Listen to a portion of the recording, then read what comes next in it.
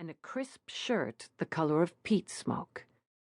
He stood beside the spark plug of Pete Stasky, the job boss, and the curvaceous Nina Witt, his head architect.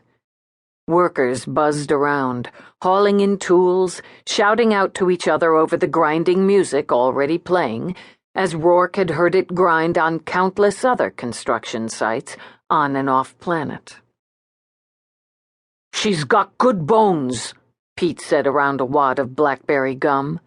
"And I ain't gonna argue about the work, but I gotta say, one last time, it'd be cheaper to tear her down, start from scratch."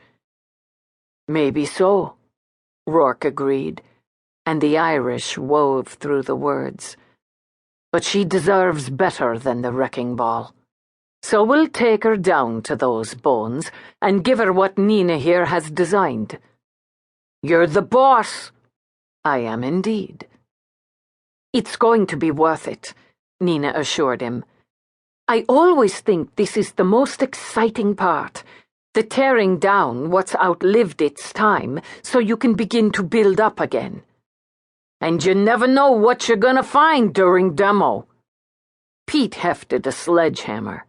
"Found a whole staircase once, boxed in with particle board. Stack of magazines left on the steps, too, back from 2015. With a shake of his head, he held the sledgehammer out to Roarke. "You should take the first couple whacks. It's good luck when the owner does it." "Well, now, I'm all about the luck."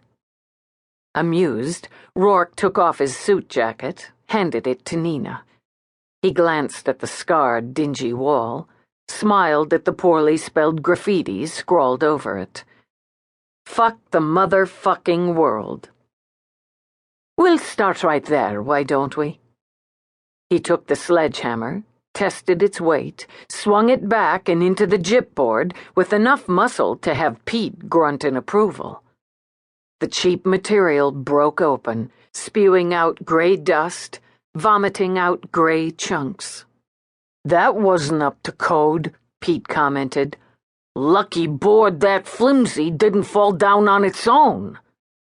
He shook his head in disgust. "You can give it a couple more and she'll go." Roarke supposed it was a human thing to get such a foolish charge out of destruction. He plowed the hammer into the wall again, shooting out small sprays of gypsum, then a third time. As predicted, the bulk of the wall crumbled. Beyond it lay a narrow space with spindly studs, against code as well, and another wall. "What's this shit?" Pete shifted over, started to poke his head through. "Wait." Setting the hammer aside, Roarke took Pete's arm, moved in himself. Between the wall he'd opened and the one several feet behind it lay two bundles wrapped in thick plastic. But he could see, clearly enough, what they were. "Ah, well, fuck the motherfucking world indeed. Is that? Holy shit!" "What is it?" Nina, still holding Roarke's jacket, pushed against Pete's other side, nosed in. Oh my God, those are... "Bodies," Roarke finished. "What's left of them. You'll have to hold the crew off, Pete. It appears I have to tag up my wife." Roarke took his jacket from Nina's limp fingers, drew his link out of the pocket. "Eve," he said when her face came on screen, "it seems I'm in need of a cop." Lieutenant Eve Dallas stood in front of the soot-stained, graffiti-lace brick of the three-story building with its boarded windows and rusting security bars, and wondered what the hell Roarke was thinking. Still, if he'd bought the dump, it must have some redeeming or financial value, somewhere. But at the moment, that wasn't the issue.